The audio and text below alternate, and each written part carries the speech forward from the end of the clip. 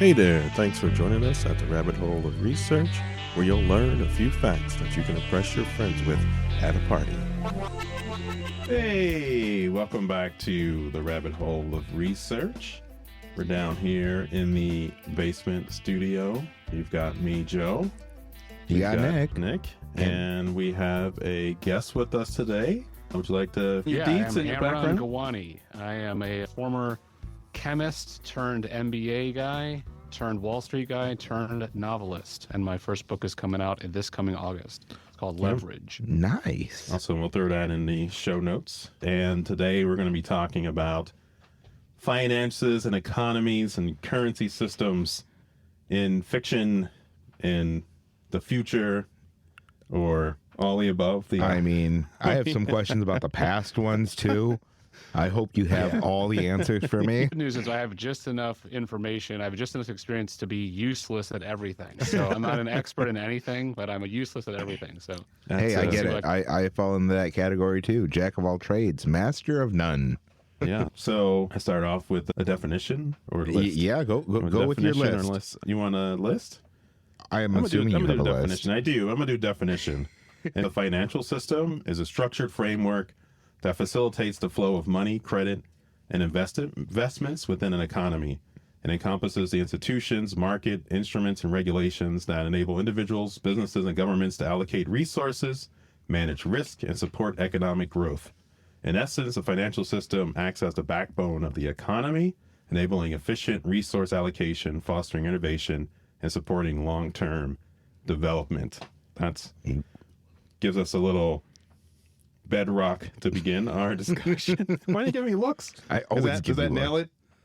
yeah, I think that about sums it up, right? Like if you look at all the definitions, I did a quick Google search. How do you even define financial system? And that's exactly what it is, right? It's the series of interlocking institutions that make money go around, and that supports businesses and capital investments and all that jazz that gets the economy moving. Yeah. It's one of the things I wanted to do this topic when I first pitched it to the team. And you may have noticed Georgia isn't here. She is taking a break. I don't know. She has an art show she's getting ready for, or have gotten ready for. I'm pretty sure she was on the couch, just on her phone when I walked in. Oh, boy. What? Am I not supposed to call her out? Calling people out here in the episode. You know, we're going to hear about in the mini episode. Oh, Yeah, that's when she usually comes in and be like, you forgot to mention something. Oh, why didn't you mention this one thing from the Twilight Zone? The Twilight Zone, yes.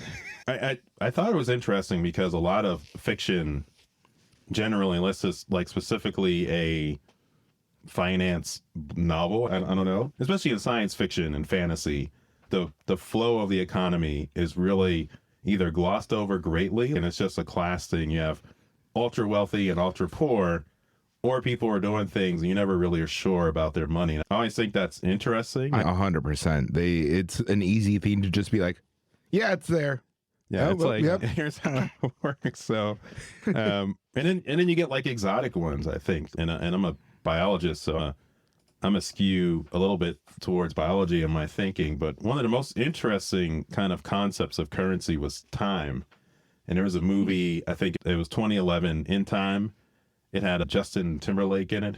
Oh. You remember that one? And I haven't seen that one yet. Yeah, so the whole premise, and it's not 20 years old. Oh, it is 20 years. It's 20 years old, so I don't have to worry about spoiling it. We have a rule in here that if the movie or book is less than 20 years old, you can't spoil it. So it's like a little regulator that was put in place because someone likes to talk about movies and spoil it. So Are you trying to call out Georgia again? no, I don't think it was Jordan. I think it was me. And so you have a time limit that's built in, and then time is deducted from your life for purchases, and it's added back on through work. And so the wealthy can essentially live indefinitely because they can replenish, and the poor kind of has to face mortality or this hamster wheel cycle of work to get more I mean, time. if somebody can cook that up, like that will definitely happen in the future. Yeah. Yeah, so I thought about it. I was like, how would you tether that to? But I'm not sure if they explained it in it. It's so sweet. When was the last time you watched this? It's been a little bit, and probably it's not high on my rewatch list. So you can But Yeah. I was thinking about some of the science of the time, and would this be something tethered to like telomeres? So telomeres cap our chromosomes and they hold them in place structurally. And as we age, telomere length shortens. People speculate as one of the markers for aging and going through the process of aging. So I wonder somehow this time adding, time subtracting would be manipulating telomere length or something like that. It's interesting with that because and this is already beyond the scope of my ability to explain, but the telomere ultimately is like a physical thing that's in your cells, Right, though, right. right? And Yes. so then therefore it's going to be constrained by the physical reality of the universe. And time is I'm not a physicist by Yeah. any means, but time is arbitrary, right? Like we just make it up. But it's also finite, right? Like the way we construct time in our own reality. If you go like Watchmen logic, right? Time is the present, the future, and the past are all happening simultaneously. And Yeah, so right. we just structure time so that we have a logic to it. If we had no construct for time, our telomeres would still shorten and we would still die. And so in that regard, you could almost think about someone wanting to control the telomere supply, mass manufacture it, and then just inject themselves and then live forever. Right. So it's almost like time is not really the unit of currency. It's still the telomere. Telomeres. Yeah. But I guess you would have to have something to sell. And I guess it could be telomeres, but maybe time. This much telomere juice, and I'm making this up, and I'm sure I'm gonna get some calls about it. That this will give you 5 hours, because we do mark time. I guess time is relative to other things, the movement of the sun and Earth's rotation around that sun and things like that. So space time is real, and it is a real thing that we do give value and construct some way in our heads, but it is a physical property that can be measured. So Sure, and Right, sorry, right. I guess I should have clarified. The units are a country, oh, okay, it's right? like hours. And so, okay. if we're thinking like a yeah, currency yeah, translation, yeah. what is the union? And if we just back up one level, I was thinking about when we think about like economics and finance depicted in fiction, I was thinking about because that was the kind of topic of the discussion, and I was wondering myself like why nobody wants to talk about it, and frankly, because it's boring. Right? It's boring. And I wrote a whole book about Set in Wall Street. So this is a struggle that I contended with. And the way I did it is I approached the topic with a lot of comedy, and the narrator's voice in the first person is really what's keeping the reader engaged. Right. Because if I just started explaining to you guys, and you guys might know this already, but your listeners might not all know, if I start off and say, the purpose of the Federal Reserve, they have a dual mandate to control inflation and maximize labor force participation. And they do that, and you guys are already checked out. You don't care. Right? Like it's boring, it's esoteric. We've lost if you don't listeners know- now. Thank you. No. Yeah. And so if you don't even understand what I just described already, you're not interested. And I was thinking that one of the funny things about the show don't tell principle in fiction is that the finance and economics part of fiction is actually one place where everybody does a good job showing and not telling.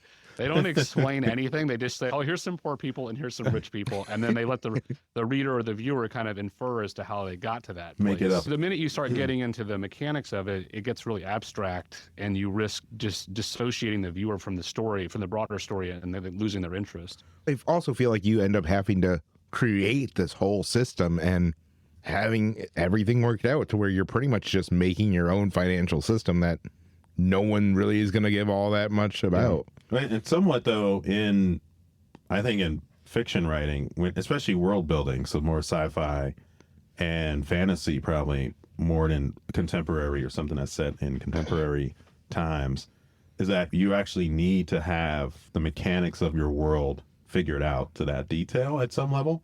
Because as you write, and that's when you read something and you go, man, there's a huge plot hole. And that's probably because the author or writer hadn't thought about that thing.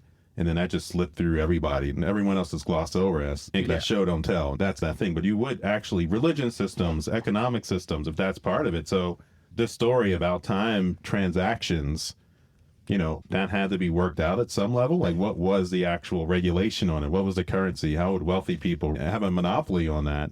And you had to have something, there had to be some control to break it. Also, like there's some cheats, and that's in the time code of economics. You're definitely right, and I think it's largely a failure of world building. I don't write in the sci-fi or fantasy genre. I typically stay contemporary, near future stuff, and so I don't really. Luckily, in that regard, I don't have to think about building something from the ground up. But you really should.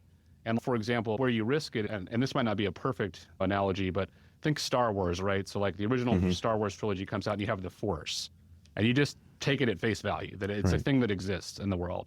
And then you go to the prequels, and then you get the midichlorian, and that's a way of almost like making a currency value of if you have more midichlorians, then you have more force.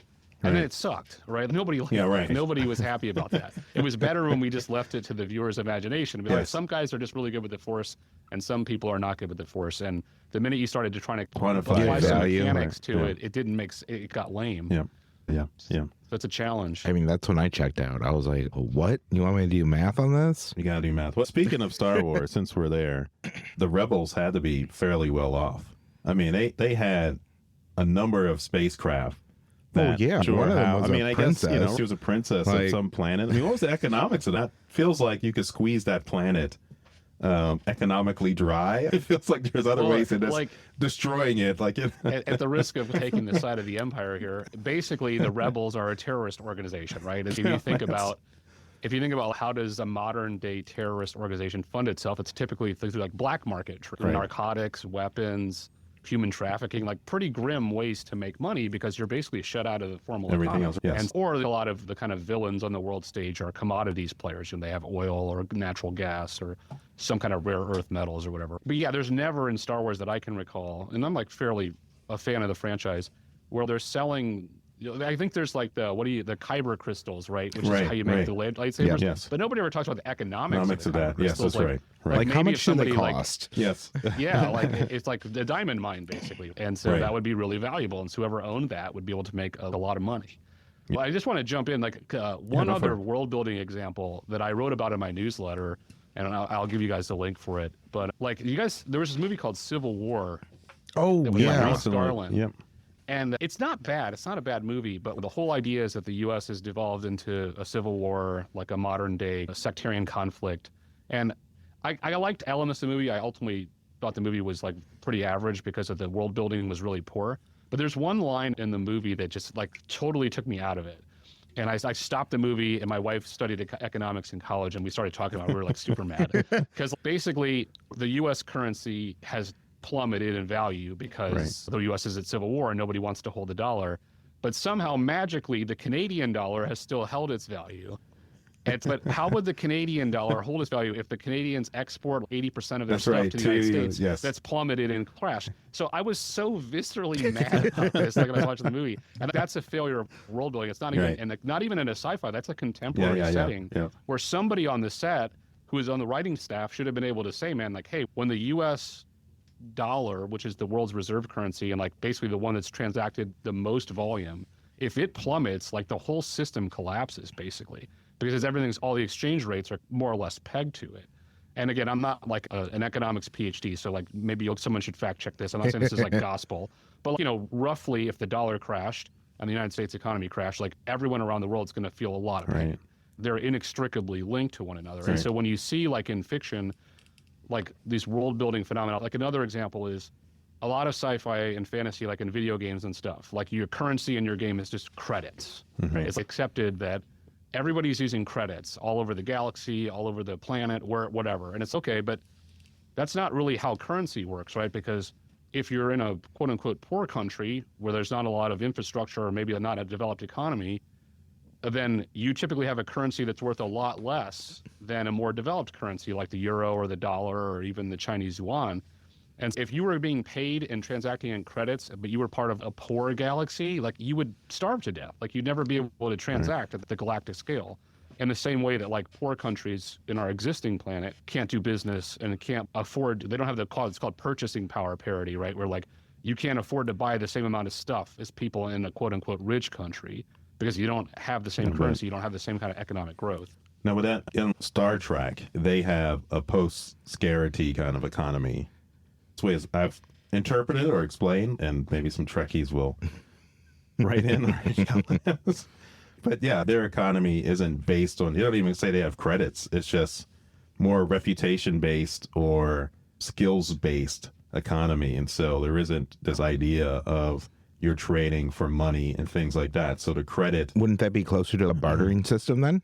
That is a collapsed or scarcity economy. It's a little different. That is my favorite way of post-scarcity. I think in this other economy, it's almost like socialism. I don't know, where everybody is just of equal economic value, and then you're doing your life's pleasure, like getting on a starship and going wherever, right? I don't know. Yeah. So I'm going to trigger a lot of people now and say I don't know much about Star Trek. I've actually not watched a lot of Star Trek in my life, so I know I send hate mail to Jotham. And so, but in all seriousness, that sounds like a pretty weak attempt at world building. It sounds like we just don't want to think about it, and because that instantly breaks down. Like Nick was saying, in a barter system, it's okay. The carpenter can do this, and then trade that with a welder who can do this. That's 1800s kind of economic logic, and that's in principle could work. But then in the Star Trek world, it's I don't know if somebody can build a phaser cannon better than someone else. Are they more valuable then? Because then that doesn't already instantly breaks down with the whole kind of socialist. I guess if you have AI, then that's the knowledge repository, right? You start replacing skill with artificial intelligence, which Right, and so like you already open up a Pandora's box of like you'd have to really think that through, and probably the writing staff was just like, we don't really want to think about this. This is where they throw in the hand waving and just call it a day, right? That's what you're saying. Because probably the writing room probably asked themselves some questions about this, and then they said, you know what people really care about? They care about Captain Kirk, man. They don't really care about this stuff, and so they want to know if he's going to escape this time, and so then they get back to that. Yeah, I have a question. All right. So I can't think of the video game right now because my brain is mush, but there's one that I've played where if you go to a different planet, there's different values on what you trade and stuff. So if you go to planet A, it's going to give you 200 credits, but if you go over to planet C, they'll give you like 50. Would that be a better construct of an economy, or rates, like where money is worth different values in different places? And that mimics more or less like the real world, right? If you go and you take your US dollars to like Hungary, then you're going to get a certain amount of forints, and if you go to Germany, and you're going to get a certain amount of euros, and that they're going to be slightly different, right? And so then if you go like to Madagascar or whatever currency they're using there is going to be like wildly different. And so that's a pretty good in-game mechanic that kind of very simply mimics the reality of global commerce and global financial flows. So when calling them credit, they would just be like a universal exchange then? I guess the credit in that regard, it depends on, back up. If you go to one planet, you get one credit gets you 200 of something versus with the other planet gets you 100 of something else. Yeah, and so credit in that regard, we would probably think of it as the dollar, which we call the reserve currency, right? Like it's the currency that most people use and they do transact in, right? Even if Russian oil is getting sold to Australia, the Australians have their dollar and the Russians have the ruble, but they might do a transaction in dollars because that's how they equilibrate it. And so in that case, the credit would be like the reserve currency. Another way to think about it is like the gold standard.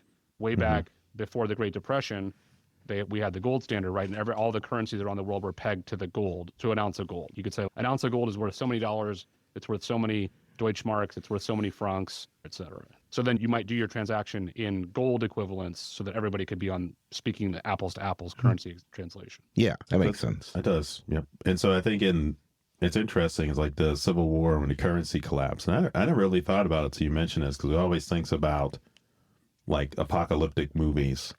That as you go into that movie, it's usually U.S. centric because I consume a high percentage of American made movies. And so you just see the destruction in America. And then someone's, this other country could come in and take us over or whatever. But A, they're probably suffering from whatever. But then B, you also have that their economy probably isn't in good shape for them to go, you know what, let's mount some retaliatory effect, or let's take advantage of the down country there. Well, yeah, I feel like if any country goes down, it will hurt the economy, right? Like that's what we learned in the Great Recession, right? That was the proof of this concept that if U.S. economy tanks, then everyone else is going to feel it pretty bad. Or some small country like Greece's economy tanks. We're so entangled that you become, Is that a fair? That's a fair. Yeah, no, that's definitely true. Yeah. And I think it's more pronounced. And again, I don't want to be like America centric, but just the reality is the way the economy is structured is America is the biggest economy, and the dollar is the reserve currency, and we spend the most money on stuff and et cetera. And so the U.S. plays a disproportionate role. If, again, I'm not trying to be like super grim here, but if there's some Southeast Asian country has a civil war, it doesn't really affect the global economy that much unless they have a really important commodity that all of a sudden nobody can get a hold of, right? Or if there's a civil war in an African country that's not a huge part of their economy, then that can go on and not really impact the global economy. But then you look at the U.S., like the Great Recession you just mentioned, Joe. People start defaulting on their mortgages in Phoenix, Arizona, and all of a sudden, like the currencies all over the planet are crashing, and because it's more intertwined and the weighting is heavier.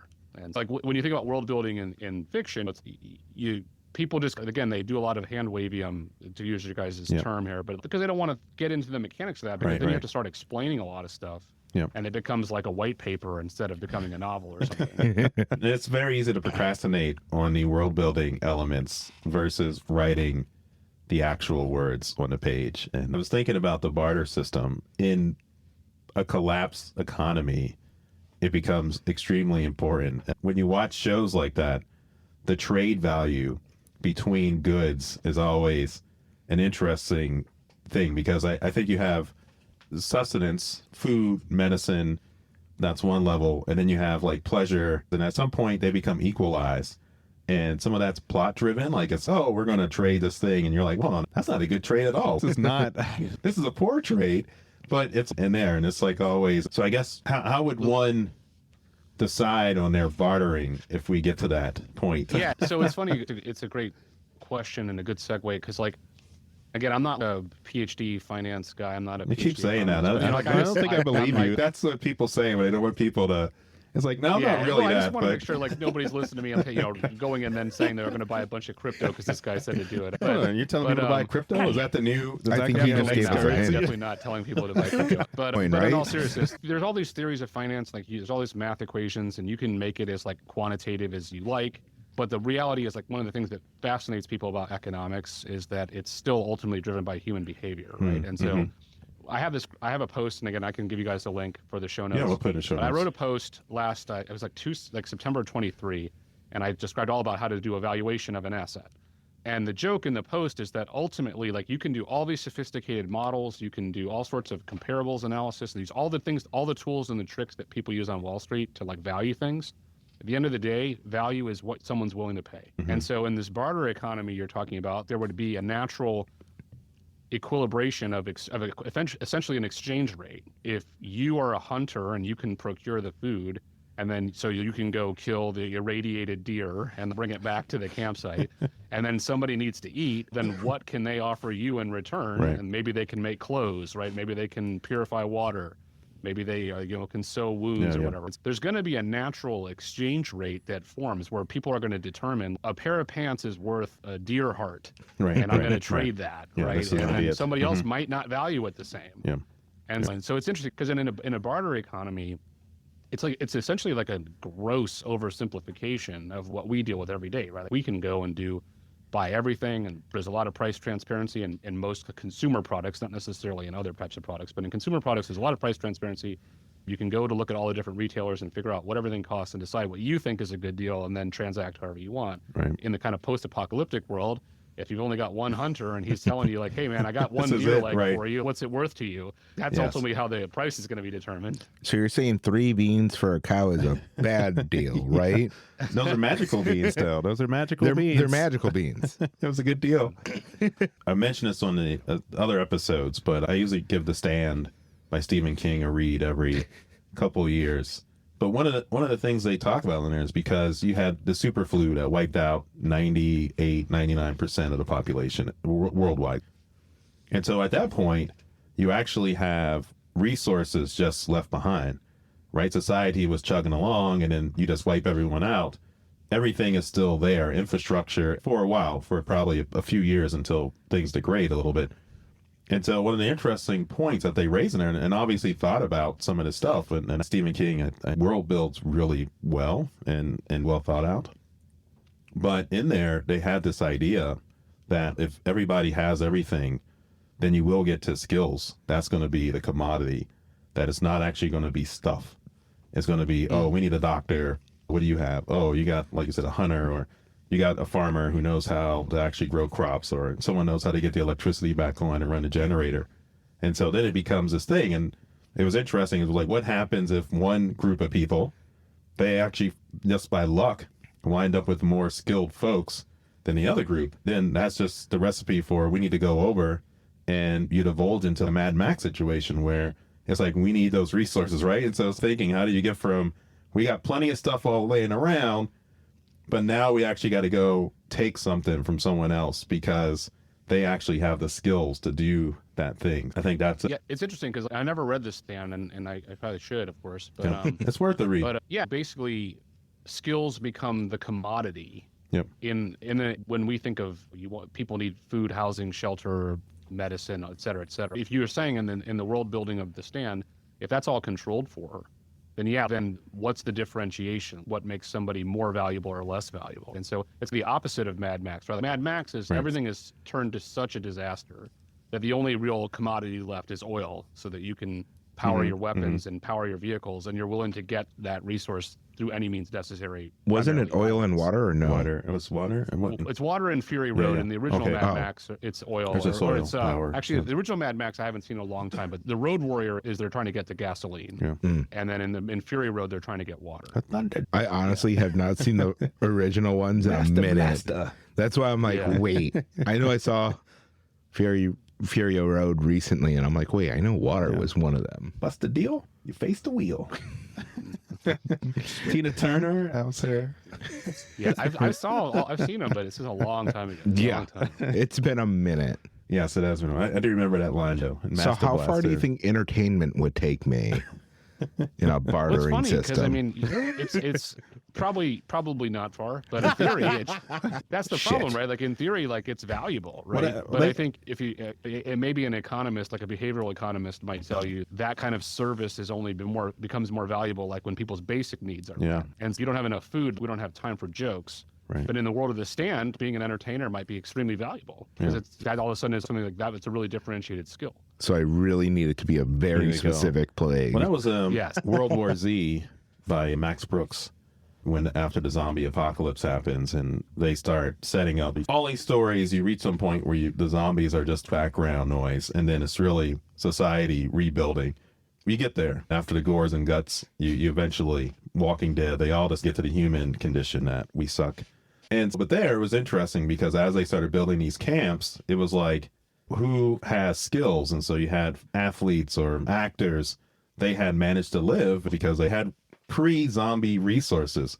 But in the post-zombie world, their skill set was pretty low, and actually tradespeople became the celebrated figures in a society because if you knew how to get the water running, that was valued more than maybe someone's A-list celebrity, right? That's this idea that how do you maybe eventually the actor would, but it was like these actors like, I better learn how to, field some grapes or, grow some crops because I'm not as highly valued in this economy or this society as I once was. And it's really that. Let's be like all politicize anything, but in our current economy, which a lot of people rightfully feel doesn't really work for them, you could argue that we value the wrong things, right? Because we use money as a currency, then you can make, like, money begets more money, right? And so then you can do a job at a Wall Street and work at a high frequency trading fund and make $900,000 a year. Does that really help anybody? Or you can be a kindergarten teacher and you can make $45,000 a year and you can like change the trajectory of a bunch of people's lives.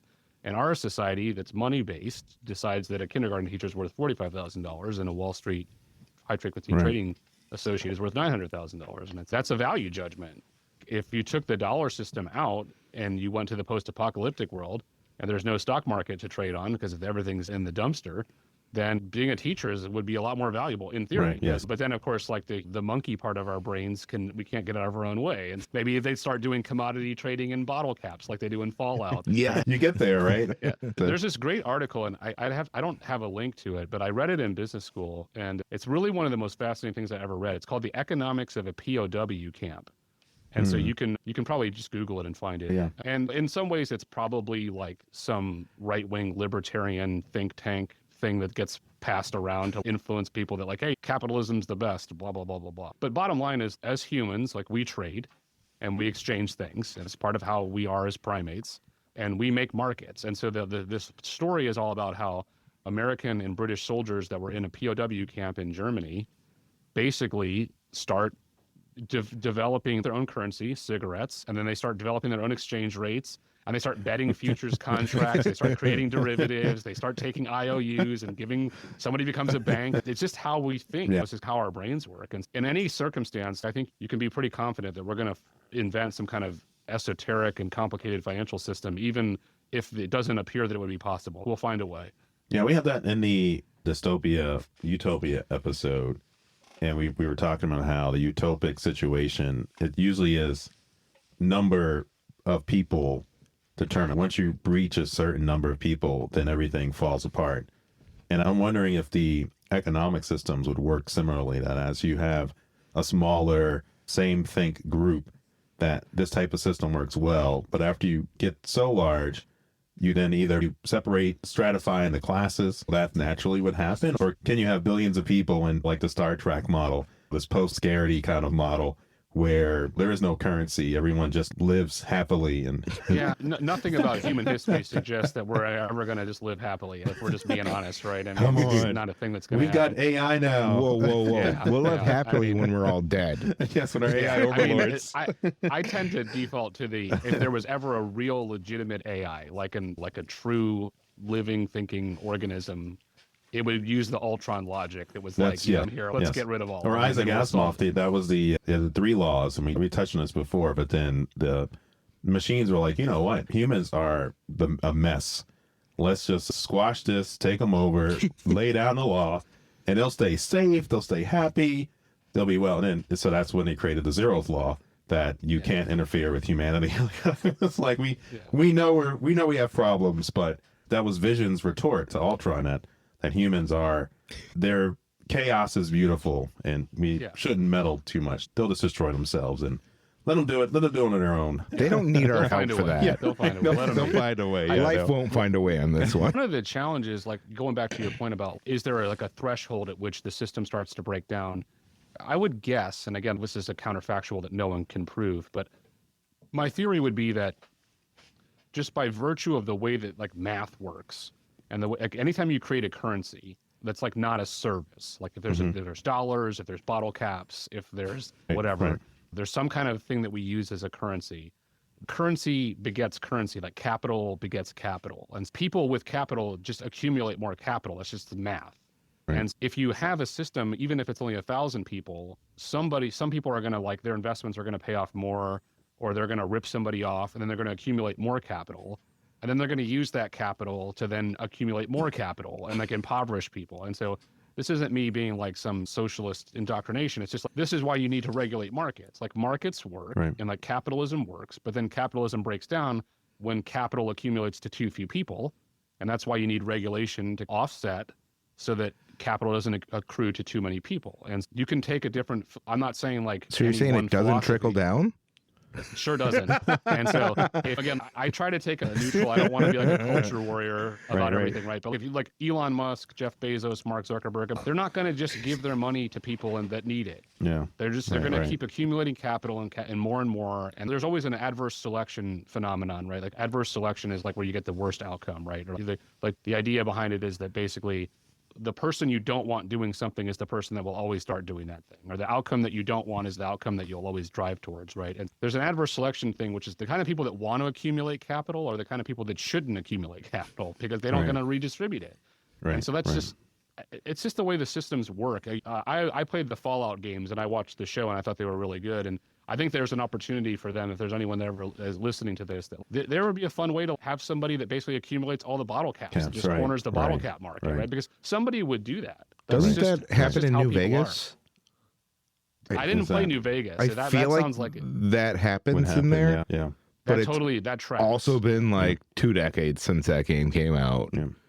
That was the one game in the series I didn't play. Oh, you should definitely go back and play that because that is a fantastic game.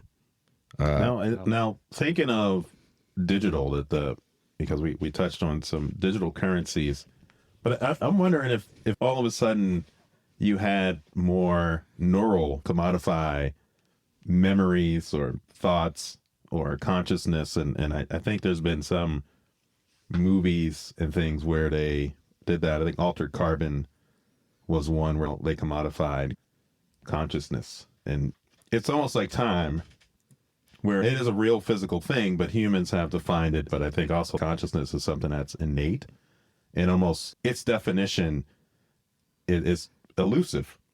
And so when you have something like that, you just start assigning value to something that is difficult to assign value with. It feels like that's even a harder economic system to keep tabs on. Yeah. I think it's one of my problems is I'm not creative enough to even think of something like that. But I can tell you right now, the only thing I can say for sure is that if there was a market-based system where consciousness or memories or something became a commodity of value, then a very small percentage of people would accumulate all of them. All of them, like right, they would right. take your memories Right. from you and just have your memories, and then Well, you would be yeah, poor then- and stuck with 3 memories. So- Yeah, I guess that's the idea in deception, where people could go in, hack your memories, or go into your dreams and extract information that was meaningful, and then you would hire security to go in and protect. So you would just economic systems would bloom around maybe protecting your memories and maintaining them in some way. Yeah, it's always just fun to think about that. At the end of the day, and I probably know more about currency than the price, so I keep focusing on that. But Yeah. ultimately, you need a transaction medium. And so what's difficult with the world building of these kind of really esoteric and wonky ideas is like, how do you transact in a memory or a consciousness? And Right, today, right. you're going to need to do that. Yeah. And so it would take a lot of really deep thinking and creativity among the creator to describe how that transaction would work. Yeah. I'm not saying they couldn't do it. I'm just saying to make it do it in a way that was like logical and easy to understand, so that you could build a world around it and not lose your reader or viewer. I guess the idea would they take usually a do lot. is that you just transfer something. So I had some crazy wild dream, and then I write a description about it, and then you go, I want that memory or dream. Or I took biochemistry, and you go, that's almost a matrix, like download the helicopter instructions. Like that's once again just trading in information at that level, which would be memories and ideas and experiences.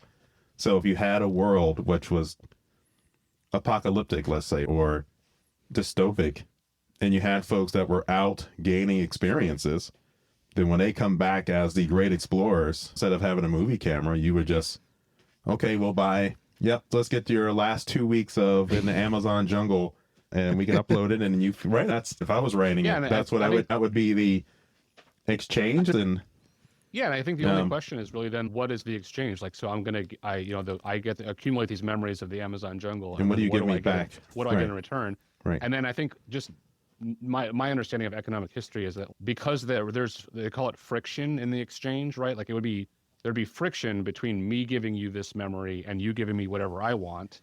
And then therefore a currency would be invented to reduce that friction. And that's why there's always kind of a currency. Right. But just imagine a world where currency is not possible for whatever reason. Then you'd want to think about, okay, how much is this memory worth to you? Am I trading a memory for a memory? Am I trading a memory for a physical good? Am I trading a memory for a service? And that's interesting. It's really, it poses a lot of interesting questions. I think because of the way that our economic systems have worked for, like Croesus, going back all the way to the Babylonian times, like all the way back to the Achaemenid Persian Empire, like he invented coins. Right. And we've been like rolling with coins and currency like ever since, really. And so, because it works. It's hard to beat it as a means of exchange. Yeah, you know what? Just a hand waving them. It's credit system. That's what we're doing. That's our currency. Yeah.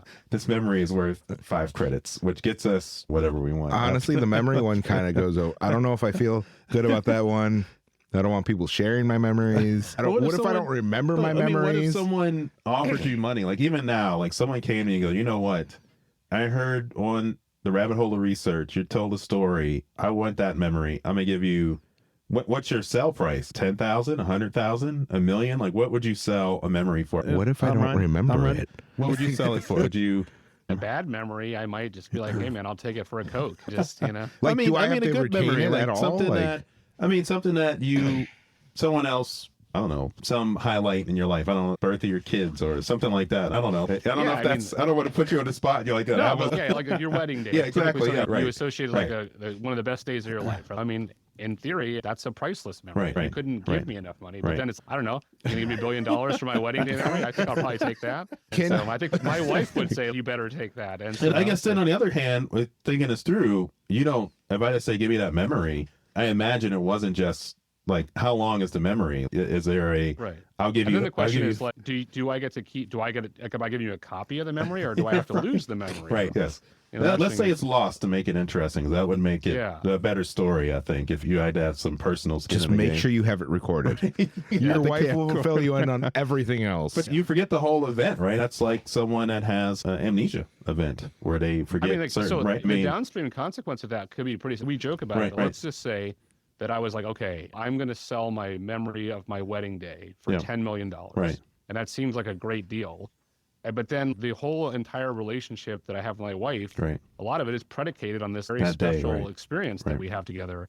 And all of a sudden, your relationship with that person Yeah. is not the same. And so Right, then how right, do you right. apply a value to that?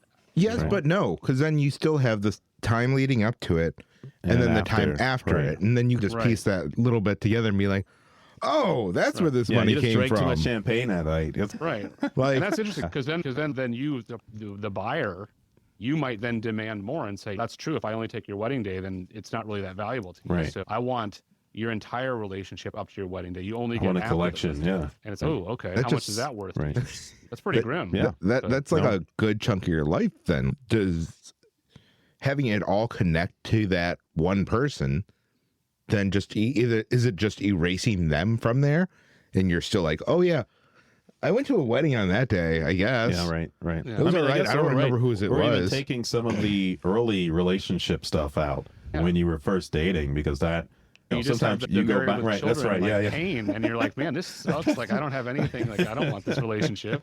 And so Yeah. it's the eternal sunshine in Yeah, the spot. that's Yeah, right. that's yeah, exactly that's what I it was there, thinking right, about. Yeah, you Yeah. can do that, yeah. Yeah, yeah. No, this feels like with O. Henry. He always has those twists in his short stories. The classic one is there's the couple, they're both poor, and the wife has long hair, and then the husband has like a pocket watch, and she Oh, cuts her hair off, and I forget the title of the story, but and then she goes and gets a chain for his watch. He sells the watch, you get her combs for her hair. They show up at Christmas. yeah, opening Mickey gifts, Mouse and- did this too. Yeah. I was just going to say It's that. like, I think I've it's seen been that done. with I kids. just Yeah, watched yeah, that Mickey this Mouse one, Christmas. yeah. Yeah, it's such a. But his stories all had that twist. There was like a Black Mirror twist like that, Like the Twilight Zone. like the Twilight Zone. Yes, they have twists. But we talked about scarcity-based systems, and we got some comedians or comedic-minded folks here. I'm outnumbered. But Spaceballs, I think that was always one of my favorites as a kid. And Air was the clean air was the they had the cans, the Yep. Perrier. I thought, Yeah. when I was putting this together, I was like putting those together. I was like, you know what, Spaceballs. I is fun. forgot don't- that. It's like one of these. Yeah. It's And economy it's kind of based funny on air. that almost gets to the point where we started the conversation where I didn't even remember that, and I've seen Spaceballs, I don't know, 7 or 8 Exactly. times. It's because it's not interesting. Like the characters are more interesting than the financial system that they're using. It's When they yeah. built that in, it was like this. It's, if people don't know, it's a parody of Star Wars. They can And, sell anything but the merch. You can sell anything. Then they have this whole capitalist kind of selling thing to Schwartz, and he has this whole little the yogurt, and we got the lunch boxes and the T-shirts, and he's got the little. That's my favorite. The little string pull dial. No, that's but yeah, it's one of those movies where you get into it, and it's they added this element in there, but that was a driving thing. They were trying to extract the air. They were stealing it, right? They weren't even. That just goes on their natural resources then, right? Yeah, but I think it's Yeah. funny because that's like the Mel Brooks, the satire. That's the beauty of it. He imagined, okay, if this evil empire really existed, what would they be doing? Right. They would be doing graft. Right. They would be stealing shit right. and colonizing and, That's right. and extracting resources from Right. poorer places. And what would the rebellion be, right? That was just some ragtag folks that in a Winnebago. That flies. But like even spices that those Like in Dune, ended up right? Or- having trade wars, but in Dune as well. But like in different spice. yeah, like nutmeg and all the other Indian ones. sheriff and is real. yes. Yes, I thought Like- you meant the movie, dude. I was So- like, oh, the spice. Yes. Yes, that as well. But I was House of Trading. just reading up on like the spice wars, and Right. it was just like they had great value to them. Like it's stuff that it's a natural resource that people are like, oh, I need Well, that now. Exactly. The Brits are drinking tea every day. You see any jungles in Britain? They Right. got that Yeah, from spice India trades, and yeah. Southeast Asia, and that Yep. started the whole. That's all goes back to the 1500s and 1600s, the colonial era, when they started to extract Right. it. And there was like this famous the British East India Company, and then Right. the tulip bubble with the Dutch trading. I forget what it's called, but Didn't they also yeah, do I the mean, like, nutmeg and the cloves too? yeah. I mean, they like, had that all all of cornered. the It's all there, spice yeah, yes. from the colonialization of those areas. So. The absolute bonkersness of all of that is just, oh, it was just people that were out looking for money. They didn't care how they got it, and a lot of people died. Of the Hardcore History podcast, and Dan Carlin did an episode a couple years ago that I was resistant to listen to because I knew it was going to be extremely grim. But it's all the transatlantic slave trade, and he actually gets a lot into the economics of the slave trade. Right. And we Americans are very delicate about our grim history. But the reality is, like, there's a lot of money to be made. The French were doing it, the Italians were doing it, the Portuguese, the Spanish. Like, they were making money. It was about commodities. It was about coffee. It was about sugar. Yes. It was about spices. And that's the same thing with the British rule in all over Asia. It was about extracting value from that land through forced labor and slavery and those kind of things. And that's, if you think about Star Wars, that's what they would be doing. And that's because that's what empires do. And the other thing I was going to say was, I did read a pretty interesting article a couple months ago that, like, pretty much in Dune, the Frank Herbert novels, spice is pretty obviously an allegory for oil. Oh, yes. Yeah, right. So, and that's it. It's like the whole world is built around this extremely precious commodity. So one of the things that I did that's a little fun, not to change, but I was having fun with it, and I do making lists, but I made a list of the wealthiest fictional characters, and I can run through it a little bit. And the first off would be King Midas from Greek mythology. Pretty much infinite wealth is touched off to turn to gold. And I have so many problems with that one. So many problems. You know what's funny about that? I'm going to stop you right there, because the beauty of we could, this is like a topic that we could spend the rest of our lives talking about. But at the end of the day, economics is all about supply and demand. He would. So if everything you touched turned to gold, there would be gold everywhere, and the supply would go through the roof, and then all of a sudden the price would plummet. So it would actually be worthless. I guess That's you kind of right. right. You would have to sticking everything. You would have to be gold. very selective in the gold. Really, just tap into it and Exactly. Like, you have to control the supply, otherwise the price. That's would right. plummet. He would build an army and then go, and maybe that's why he did that. He accumulated the gold, and once he gets so much, he packages it up and then shoots it out into space. And they just discovered a 24-karat gold asteroid. I'll put it in the show notes, but it's a huge asteroid that they found. That's basically the plot of Goldfinger, the James Bond movie, right? So Goldfinger, he makes the gold in Fort Knox radioactive. That's right. Yeah. There's the supply craters. Yeah. And then he's got all the gold that's left. Die hard, die with a vengeance, right? They steal the gold from the Federal Reserve. Austin Powers and they gold were going to member. make it radioactive, but then they actually were going to steal it and buy a country or whatever, until John McClane came and ruined their makeout session.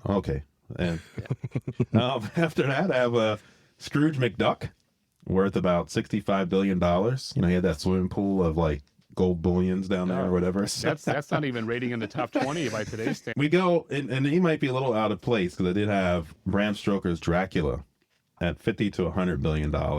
I feel like he should have more money than that. Yeah, I mean, we Like, talked about this before. That you live long enough, you can't be the. yeah, but you probably making poor some deals. vampire. You probably have made some bad deals in all that time. He invested in crypto. That's what happened. But he'd probably have his wealth probably would be in artifacts and treasures that you would then have to sell on the market at whatever value. So there's probably timing involved that this piece of artwork or this artifact to become valuable. So You lost it with I the think his, Teletubbies, or not the Beanie Babies. That's what it was. There's an interesting idea, like, that it's a word that I don't really like, but I think it's accurate. It's called financialization. And basically it means like when you turn everything into a liquid asset, right? When everything becomes something where you can back it with dollars. But in the days of Dracula, physical assets were worth a lot more than liquid assets. So gold, treasure, property, land would have been a lot more valuable than your crypto holding, because that such a thing didn't really exist. And then I got the Bruce Wayne at 100 billion. Is that it? And Tony Stark at 80 billion. So we're MCU. We talk a lot, but I think like with Tony Stark, he was in defense and weapons, which make a lot of money doing that. But really, his thing was Jarvis. I mean, he had an AI that was so advanced. I mean, you just give something that's even a tenth of Jarvis's capacity, computational kind of oomph, would beat out OpenAI, DeepSeek now. It was just like he was sitting on his gold mine, and it was like, you know what? I don't want to make weapons. What are we going to do? What are we going to do, Tony? You know what? I got this AI system and this whole interactive augmented reality world. And it was like just, yeah. So I think he was sitting on a I think 80 potential gold billion mine. sounds low for Tony Stark, honestly. Yeah. I think he would have parlayed all that, like you said, the technology into more. I don't think he did, though. Are you talking about, you you're know, talking about MCU or comic books or? I'm going to the MCU. I guess that's where Yeah. I'm looking at. Because they and- never really explain, because he Right. starts off in weapons and he pivots a little bit out of it. But I he kind does of always damage assumed- control too, which Yeah, in the Yeah. Iron Man movie. he Yeah. does. yeah. So by the time like, kinda the goes there. Avengers movie Yeah. comes around, I think of him as like more of a broad-ranging industrialist, where he's got his fingers in everything. I think of him as like multiple hundred billions. In that, Okay. that's my. I would put him there. No, I think that's. I feel like he has more assets than just I wrote a satire piece a long time ago, and I imagined that of the two, that Tony Stark had more than Bruce Wayne. Bruce Yes, Wayne to I- me would be somewhere in yeah. the tens of billions, and Stark would be somewhere in the hundreds of billions because he I had can- more. Technology. I would revise that. Yeah, no, I would. I think we're would go calling there. your list wrong, Joe. That's fine. It's just piecing It's all together open for stuff. Research, right? interpretation. Yeah. I don't know. They didn't. These I fictional tried characters To, are- I tried to reach out to Tony Stark and Bruce Wayne, and they haven't returned my call. That's what they say on like NPR. I reached out and they haven't returned. I got Lex Luthor into them, and once Yeah. again, then I'll just go with tens of billions of dollars. I'm not gonna try to put some tight figure on it because I'm gonna get shot down. I got Richie Rich on my list. Once again, the tens of billions of dollars. He was a. Does he have Fairly that, wealthy. or does his parents have that? I don't know. I think he Like, was the one rolling around. I guess he has some trust fund. I don't know. One of those show kids. wasn't the show wasn't called Richie Rich's dad. You know what his dad was named? His Yeah, parents? Rich. Was it Rich? I don't know. I Yeah, lied. you don't know. Yeah. Let's see who else I got on here. I got Christian Grey from 50 Shades. He probably in a single billion, maybe hundreds of millions of dollars in there. He was a I'm not familiar. wealthy with any of business that, so, ventures capitalist. Jay Gatsby would be in that kind of yeah. I was realm. thinking Gatsby. Yeah, yeah. I was wondering if He'd be he in got on that. the list. Yeah. You got to Although he adjust would for be- inflation though, so that would be his thing. He was a bootlegger. He probably, I'm just riffing here, he wouldn't even probably be a billionaire, even if adjusted for inflation. He probably was like a 7 to 10 millionaire in 1925. And if you compounded that up, he might be worth like a couple $100 million. But Yeah. booze is not like a high price commodity. Right. And even if he owned his own company, so that's the thing is, if he owned like Diageo and he had a 15% stake in a publicly traded conglomerate, maybe. Then he would hit it. Yeah. But if he was just bootlegging it, not really. I guess he had business ventures also. That was his other thing. Yeah. It was a little. Yeah. You assume, Right, I right. read it as like small timey black markety. Yeah. And then so what? Probably up maybe a little bit. Willy Wonka. Oh, I man. think he had. He Yeah. might be He's the probably in. wealthiest He of the could list. be. He might be in the trillionaires. It's hard. Yeah. He had his chocolate empire. He candy. I don't know. He worked on slave labor. He did. Yes, he did have. All right. He had some shady deal. And then Montgomery Burns from The Simpsons, probably Yeah. a billionaire. He had his nuclear power plant and other holdings there. So I don't know. Anybody else? You guys? That's who I had thought of. Some wealthy folks in the fiction land. Yeah, no, that rates. I like it. The show Billions, if you guys ever watch that on Showtime, but it's based on the real life guy named Stephen Cohen. The character in the show, his name is Axe. I forget his last name, but he was a hedge fund manager, and it's implied that he's probably worth somewhere north of 10 billion. And the character in my novel Leverage is also loosely based on a contemporary hedge fund manager, and I think I actually quantify his wealth as worth 13 billion in 2016. So, Would no, Patrick and the thing Bateman is, Patrick, who's that? from American Psycho? Bateman would have been. I just read American Psycho recently. He was pretty junior. Now he had family wealth, but it was never quite clear how much that was. So I think he might be like single billion if he had a big trust, but his work itself would have been only a couple million. I was like, I feel like he came from money, but I don't remember. Yeah, I just read the book. It's alluded to that he comes from money, but it's not. He could be coming from $50 million. Yeah. And like on the scale that we're looking at these days, where guys have $300 billion, that's pretty small Right. potatoes, honestly. So.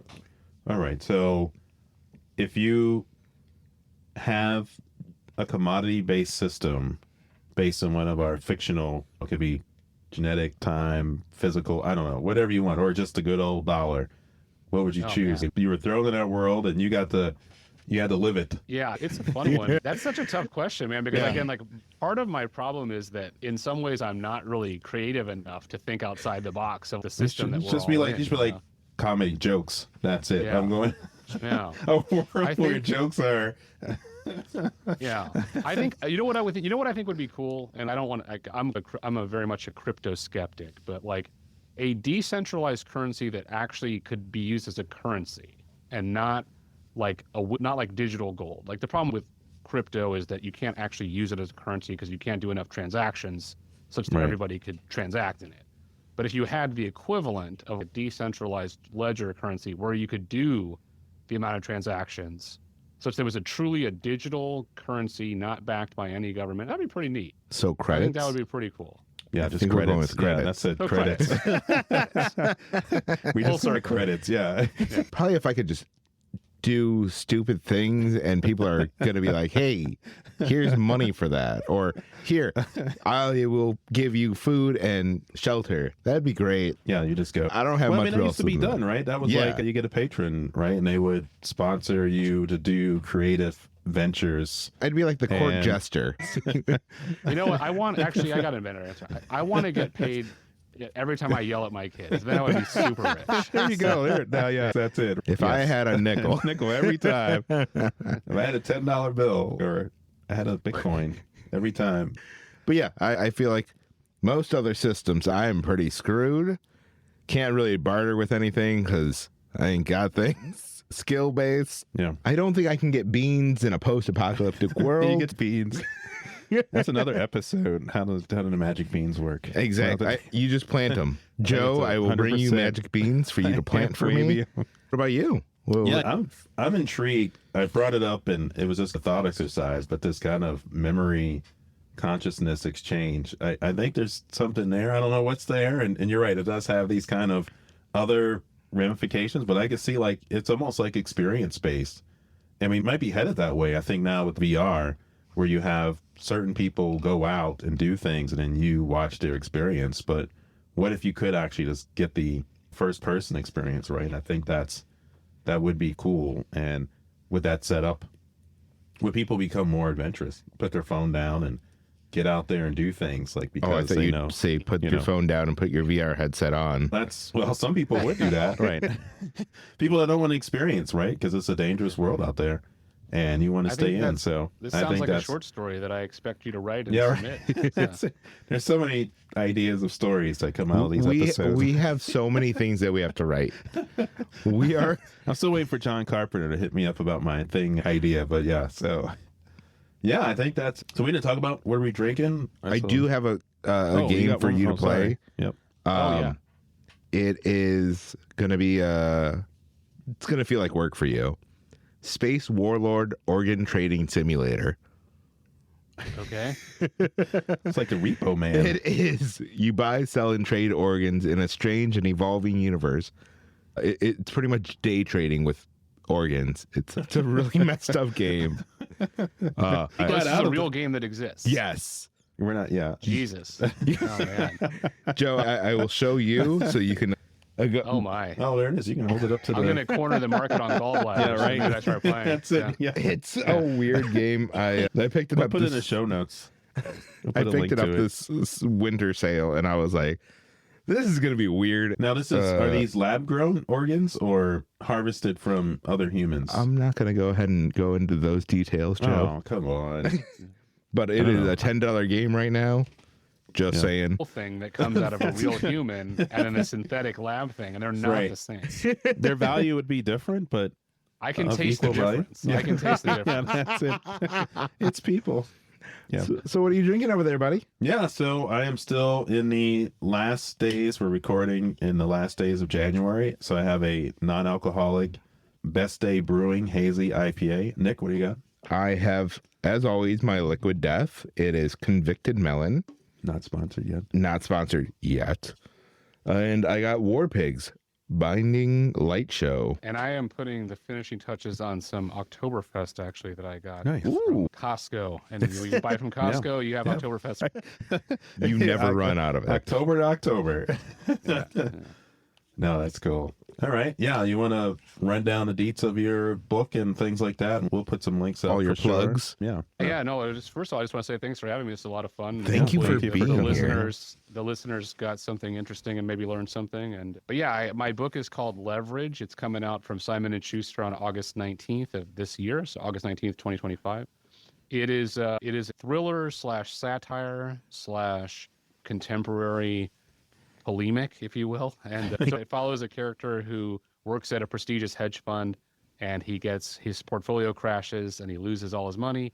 And rather than getting fired, his boss says, you got to get the money back in 3 months or we're going to pin insider trading charges on you.